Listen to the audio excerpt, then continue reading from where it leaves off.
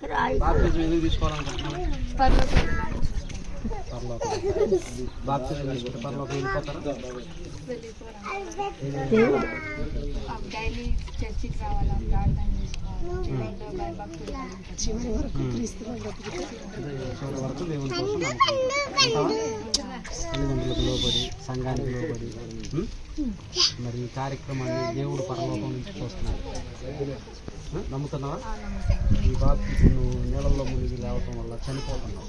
పాత జీవితం ఆ సినిమాలు కానీ ఏవి నీకు ఎప్పటికీ నీకు ఉంటావు నమ్మకంగా. యేసుక్రీస్తు వారు నిజమైన దేవుడు అని నమ్ముతున్నావు.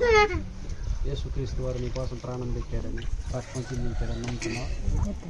ఇప్పుడు దీనిలో ఈ బాప్తిజం పరిశుద్ధాత్మ నమ్ముతున్నావు. తండ్రి అయిన దేవుడు నీకేమవుతాడు? యేసుక్రీస్తు వారు, పరిశుద్ధాత్ముడు,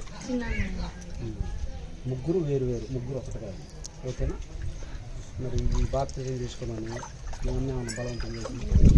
మీ నాన్న ఎక్కడున్నా ఎవరన్నా చెప్పు. లీస్ట్ నీకు దేవుడు కావాలి, నువ్వు దేవునికి కావాలి. ఇష్టమేనా? కుమార్తె ఇచ్చిన సాక్ష్యాన్ని బట్టి